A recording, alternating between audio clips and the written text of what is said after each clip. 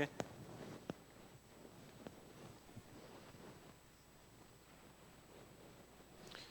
So thank you. Let me begin by joining the other speakers and thanking the organizers for what has been a truly excellent meeting.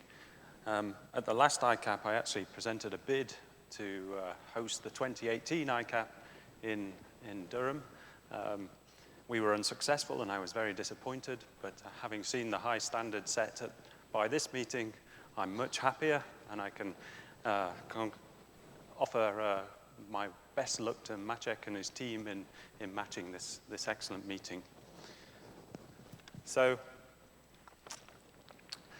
I'd also like to thank the program committee for granting me the honor to present our work on ultra-cold rubidium cesium molecules. So being the final speaker in the session, I benefit enormously from the earlier talks, which really motivated the field. Just briefly, for me, my inspiration came when I was young and naive from these beautiful papers which proposed a method to realize this quantum array of polar molecules where you take your two favorite condensates, you load them into an optical lattice, you achieve this wonderful state of one atom of each species on each lattice site, and then you do some kind of magic and turn those atoms into ground state polar molecules. The motivation for this we've heard about, of course, it's accessing these strong, long-range dipole-dipole interactions in the system. And already you've seen that this leads to many novel quantum phases. We can think of this system as a quantum simulator for a whole host of different lattice spin models. It's a new platform for quantum computation. And as Dave and Mike emphasized, this control of ultra-cold molecules is very important for precision measurement. So why might you choose rubidium cesium? Well, it's one of the bialkali combinations which is stable against this type of reactive collision.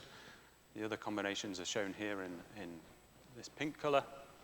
And on a technical note, it's a big heavy molecule, which means to create a laboratory frame dipole moment, we actually need relatively modest electric fields, which makes life a little bit easier. So how do we assemble our molecules? Well, the first step is to produce a high phase space density atomic mixture. Here we use all the tricks and techniques of atomic cooling to get our gas deep into the ultra-cold regime. And we can then use magnetoassociation on an interspecies Feshbach resonance, where we sweep the magnetic field across that resonance and couple into a weakly bound state. Then the magic step, I suppose, is to use STIRAP to do this optical transfer from this very weakly bound state all the way to this rovibrational ground state. This process is coherent and removes the approximately 6,000 Kelvin of binding energy of the molecule without any heating. And as Dave mentioned, this was really pioneered in Innsbruck on these homonuclear systems and in Giller on KRB a long time ago now, back in 2008. It's taken the rest of the world some time to catch up, but we're getting there. It's a very exciting time, so we now have rubidium cesium molecules in Innsbruck and in my lab, sodium potassium molecules in MIT, and sodium rubidium in Hong Kong just earlier this year, and I'm sure many other experiments will follow shortly. So this is an outline. I want to briefly tell you a little bit more about how we create our ultra-cold molecules, and then the bulk of my talk will actually focus on what we've been doing recently, is looking at the hyperfine structure of rubidium cesium and learning how to control that through microwave transitions. So this is a photograph of our experiment. It doesn't reveal a whole lot, but the important bit is embedded in here is a UHV glass cell, and we use, as I say, all the atomic cooling techniques to prepare a gas of rubidium cesium at ultra-cold temperatures in this simple cross-dipole trap. This picture also shows you how we overlap the two STIRAP beams, and they couple along the long axis of the trap to get good overlap with the molecules. So in this trap, we can cool to very high phase space density. And the most important parameter there is really the scattering lengths involved in the system. And I need to tell you a little bit about that. So this plot shows the scattering length in blue for cesium and for rubidium-87. So as you see, cesium is a wonderful atom. And it's led to very many exciting results using this tunability. But from a cooling point of view, in this field range, we really need to operate our experiments around 20 Gauss, 20 to 22 Gauss, where the ratio of elastic to inelastic collisions is favorable for evaporative cooling. Of course, we have another scattering length to worry about. That's the interspecies scattering length. And we knew nothing about this scattering length when we embarked on these experiments 10 years ago. Actually, thanks to a lot of great work in Innsbruck and Jeremy Hudson's group in fitting these Feshbach resonances, we now have a very clear picture of that scattering length. The good news is there are many interspecies resonances for magnetoassociation, so this is very important. Somewhat mixed news is this background scattering length is quite large. That's good for rethermalization, but can lead to high three-body loss. And there's an issue with mixing degenerate gases. In fact, this is what we saw when we made a double BEC in this system, that our rubidium and cesium clouds completely phase separate. Okay, so this is not what you want. If you want to make molecules, you need your rubidium and cesium to remain well overlapped. So to make molecules, we use near degeneracy thermal clouds rather than the BECs. We then jump the magnetic field up to around 200 Gauss to access these Feshbach resonances. And here, this background scattering length complicates the magnetoassociation process a little bit. I'll just lead you through this. So these are the two resonances, the scattering length for those two lowest resonances in that spectrum. And this is the bound state spectrum associated with these resonances. So what we have to do is we sweep the magnetic field across this 197 Gauss resonance. That actually couples us into this very weakly bound state, which we can't separate from the atoms. So we go all the way down to the next resonance, use this avoided crossing, and go down to around 180 Gauss into this high field seeking state, this -2 state. Here, -2 is the vibrational quantum number counting down from the associated atomic threshold. Here we can apply a magnetic field gradient and levitate the molecules, and that rips the atoms out of the trap, leaving us a pure molecular sample. And then we actually transfer back to this -6 state, which is better for optical coupling to the excited state. And typically, we can produce about 5,000 molecules on a good day up in this -6 state in a pure optical trap. So we remove the magnetic field gradient and we compress the trap and make it completely pure. So this is a great starting point for optical spectroscopy. And here we benefited enormously from work in Hans-Christoph Naegel's group, which really mapped out a lot of these transitions. And we use this state, the V = 29 state of the triplet pi potential up here, to do STIRAP. We can lock our laser then onto this transition, having located it, and then you can search for transitions down to the rovibrational ground state. Crucially, up here, we're in a region of the spectrum where there's appreciable admixture of singlet character, which allows us to drive this transition down to the singlet state of the molecule. So this is how we find those transitions. We actually do a form of dark state spectroscopy where we pump on both of those laser fields, pulse on both of those laser fields, and we scan this Stokes detuning. And when we hit a transition down to the rovibrational ground state, we see a recovery in the number of molecules.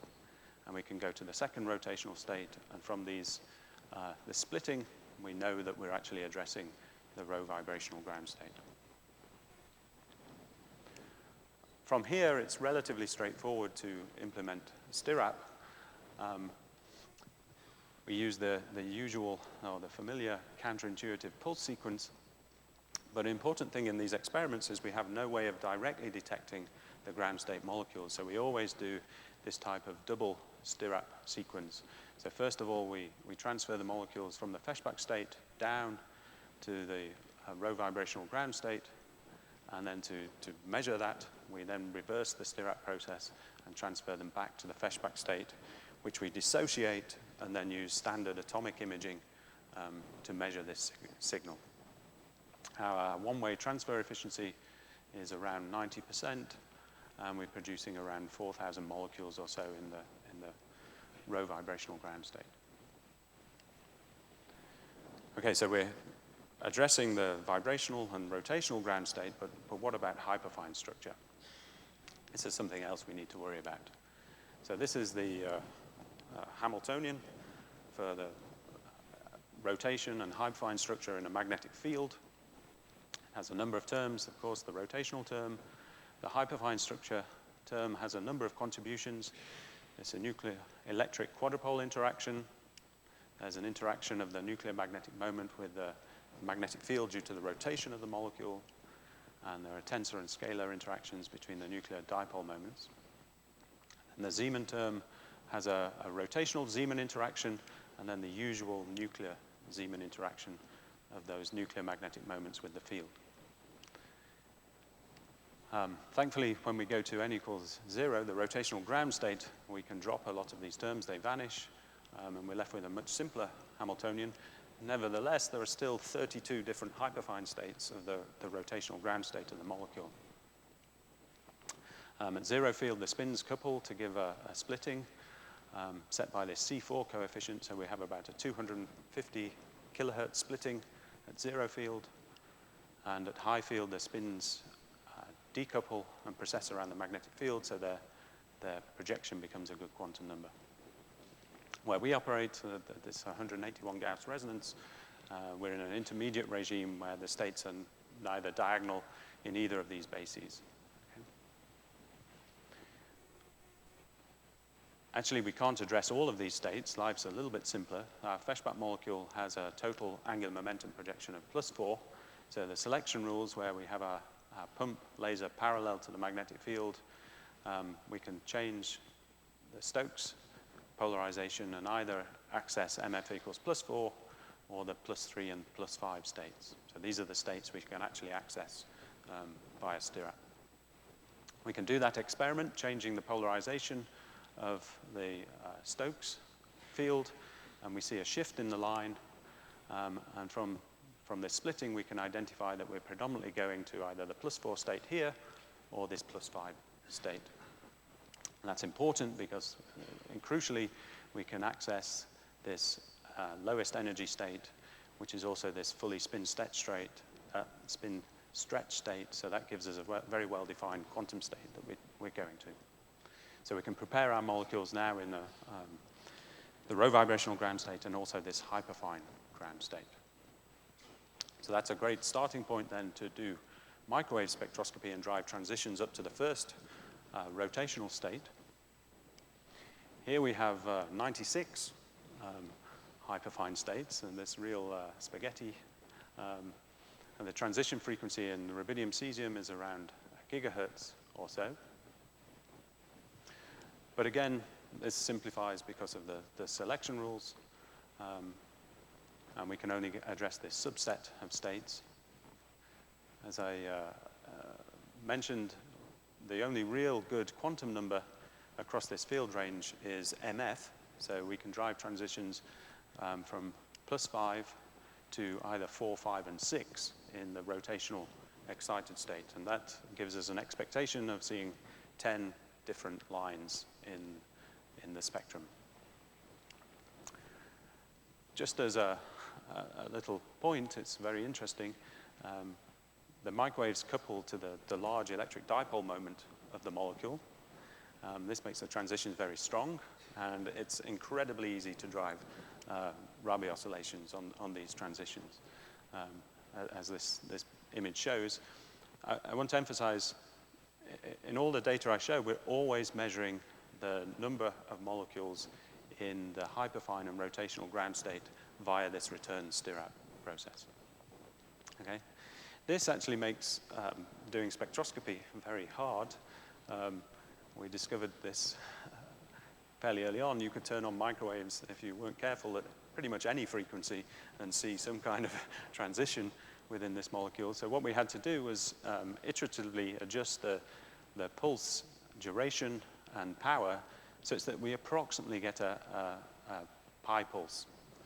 We can then scan the frequency of the microwaves, and what we see is something which looks like a loss feature, but it's actually coherent transfer of the molecules up to the first rotational state. Okay, so here's the data. We see 8 out of the possible 10 transitions. Again, the line widths are completely Fourier limited, so we have to iterate in order to get down to using long pulses. And here, I should say these the vertical lines, which agree really very well with the data, are as a result of fitting the hyperfine Hamiltonian to the measured spectra. So these are labeled A to H. They're shown here. So we actually did these measurements at 2 different magnetic fields. This was important to help us identify the states in the first place from their slope. And we fit this Hamiltonian to all 16 measurements simultaneously, and we get very good constraints on the relevant parameters, which agree very well, actually, with theoretical calculations from Jeremy's group. So the other thing we can do is now we can also extract the eigenvectors of this Hamiltonian, and that tells us about the state composition of these different MF levels. And here I'm listing the component of those states which couples to our hyperfine ground state. Okay, so I need to square this coefficient to get some idea of the relative transition strength. And you see the 2 states that we don't observe are actually about a factor of 10 to the 4 weaker in this regard. And that's the explanation of why we can't drive these. If we turn up the microwave power to try and address these, we just start off resonantly addressing other much stronger transitions. Okay, so that explains why we only see 8 out of these 10 transitions. So we now have a very good understanding of the hyperfine structure of the molecule. We can use that actually to control the internal state of the molecule. So what's very important in this is that the nuclear electric quadrupole interaction, particularly in this rotational excited state, really mixes the basis functions for us, and that allows a mechanism to transfer essentially from different hyperfine states in the rotational state in a 2-photon scheme. Okay, so let me illustrate that. So here we can drive a sigma minus transition, for example, from the ground state up to this excited state. This is the composition of that state. So we're using this part, this component of the state composition. And then we can use a different part to drive a pi transition back down to the rotational ground state, but now to a different hyperfine level. So we can do this coherently. And this was demonstrated actually back in 2010 in KRB, and Martin Zweerlijn's group also had nice results on this earlier this year. Okay, so here's the data. So this is the sigma minus transition where we drive Rabi oscillations. We can use this to generate a well-defined pi pulse and then apply radiation microwave field on this downgoing transition. And if we sandwich it between 2 pi pulses, again on this first transition, we can actually map out the Rabi oscillations on this downgoing transition. So this gives us the ability now to do proper coherent transfer between the internal states of the molecule. And from our state composition that we now fully understand, we can actually really understand in great detail where we can go and how we can drive these transitions. So actually, so this is illustrating the states we could easily access with either 1 or 2 photon transfer. Of course, you could cascade these coherent transfers. We could also very easily go up to the second rotational state. And this control is very important for a number of future directions. So, for example, these hyperfine ground states potentially very useful for qubits or serve as a quantum memory. Many proposals for this, and I want to highlight this paper on the archive, and Martin yesterday flashed up some very interesting results at the end where he showed very long spin coherence using these hyperfine states for sodium-potassium molecules. Our microwave spectroscopy is very sensitive, and it's a beautiful way to probe dipolar interactions in the system. This was probably first demonstrated in 2013 in KRB, where they looked at spin exchange interactions using microwaves to probe the physics in the lattice. The rotational states themselves have been proposed as a way of simulating quantum magnetism. And here, I guess it's important to understand that if we create a coherent superposition of opposite parity rotational states, that's a way of accessing full dipolar interactions in the gas. And there have been a number of proposals where you combine microwave fields and electric fields to actually engineer and control molecular collisions in the system. And this could become very important. And I want to say a few words just to end what we're working on now. So I've told you that rubidium-cesium molecules are non-reactive, but they go away, actually. So this is lifetime data now. We're loading the molecules into the dipole trap and holding them in this absolute hyperfine ground state, and they decay away. Lifetime, I think, is roughly a little over a second. And this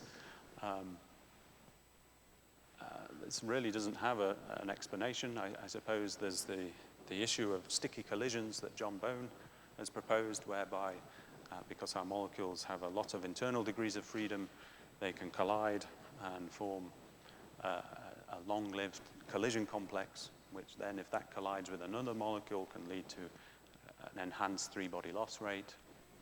But this is really unclear. We can also transfer the molecules up to the rotationally excited state with a pi pulse and look at the lifetime there. And here we see roughly an order of magnitude faster decay, which is presumably some rotational relaxation in the collisions, but this is still pretty fast. It's a few hundred milliseconds the lifetime in this state. So there's a lot for us to understand here about how these molecules actually collide. And I think this is going to be relevant for the whole field of ultra-cold molecules. Dave already mentioned the need to understand atom-molecule collisions and, of course, molecule-molecule collisions. So let me summarize. So I've told you about our work, how we produce ultra-cold rubidium-cesium molecules. What we've done in the last 6 months, we've really focused on understanding the hyperfine structure, and that's through microwave spectroscopy. And now we have a very nice way of coherently controlling the internal state of the molecule. Of course, there's an awful lot left for us to do. As I said, we're starting to work on molecule-molecule collisions. Also have an interest in atom-molecule collisions. So here the cesium colliding with rubidium-cesium is a non-reactive collision. So that opens the door to essentially sympathetically cooling our rubidium-cesium molecules with the large number of cesium atoms that we have remaining in the experiment. So that's an interesting direction. Going back to my original slide, we still don't have a quantum array. We need to do some work to add an optical lattice. I was already interested in this idea, but seeing the results earlier this week, I think it's very positive to embrace the fact that we don't have many molecules and maybe try and use the optical tweezer approach just to trap a small array of molecules. And I haven't told you at all about some other experiments in my group. In particular, we have an experiment which is really progressing well on cesium ytterbium. and we've done work in this system looking at rubidium-85 and cesium, which is maybe we will be swapping one problem for another, but it's maybe another fruitful direction. So I can see my time is up. Let me end by acknowledging the many people over the last decade who've contributed to this project. I particularly want to highlight Phil Gregory. He's a PhD student. He's been running this experiment by himself for the last 6 months and has taken all the microwave data. And for anybody who knows, has a feel for the complexity of this type of experiment, this is a really great job, and he would be a great person to snap up if you're interested. I should also thank Jeremy and his former postdoc, Jesus, for their theoretical support, and a variety of people for financial support. So thank you very much for your attention.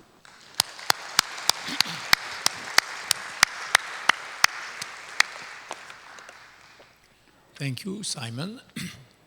We have time for a few questions. Yes?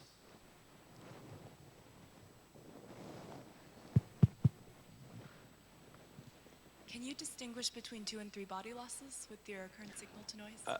So the question is, can we distinguish between 2 and 3 body losses? Short answer is no. So we fit this with both 2 and 3 body loss. The human eye would say it definitely looks like a 2-body loss, but the statistics don't support that. Actually, what we'd like to do, and we're very close to doing this, is put the molecules into an array of 1D tubes, which may change the collision physics, but it will actually lead to a system where we have kind of a few number of molecules per tube, i.e. 1, 2, or 3, because of our relatively low density. And that, I think, gives an interesting angle to try and distinguish between these 2 and 3 body mechanisms. Because obviously, if you've only got 2 molecules in the tube and it's a 3-body decay, then they'll stay. Yeah. Speaking of sticky collision, do you think that the atom-molecule collisions will not experience the sticky collision problem, or part of it, or so the atom-molecule collisions should be less sticky. Yes. So the density of states goes down, and so yes, that's actually another important reason for looking at the atom-molecule collision, because it gives further insight into this sticky problem, if indeed it exists. Yeah. So we should see a marked difference between atom-molecule and molecule-molecule. Other questions?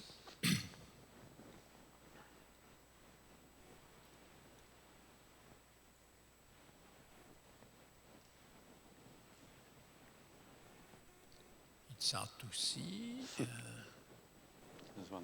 Yeah, there is one there. Yes.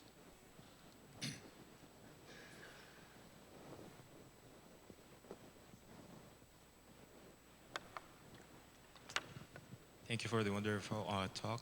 My question is, have you already tried taking lifetime measurements with the background atoms that you think of using for evaporation, cesium? Sorry, I didn't hear that. Have you already tried measuring lifetime with the atom background that you wish to use for evaporation, possibly? Measure the lifetime of atom-molecule mixtures? Yes, mixture. No, we haven't done that at the moment. At the moment, we remove very effectively all of the atoms using a magnetic gradient to do the separation. And so we're building the lasers to do that separation optically so that we can leave a sample of molecules. I mean, the problem is, of course, this phase where you have the very delicate Feshbach molecule and very many atoms. So we have a little bit of work to do in order to get to the stage where we can look at the atom-molecule collision. Yeah. One more question. Have you tried measuring the lifetime, for instance, in an incoherent mixture of rotational states? Measure the lifetime of? An incoherent mixture of 2 rotational states, for instance? Or is there any surprise here? Nothing? No, we haven't. Actually, we've struggled to create an incoherent mixture so far of different rotational states. So but that's something else. So really what we want to do is to explore this, our range of accessible states and look at the possible collision combinations. Already it's interesting that the rotationally excited state goes away much faster. If that's a collision process, then there's fast collisions happening which are not going away in the ground state. So understanding the difference between those is very important, I think. Yeah, but this is really something we embarked on the last few weeks. Yeah. Thank you. Okay. So with this, I think it's time to close this very interesting session on cold molecules. And I think we have some announcement and a coffee break now.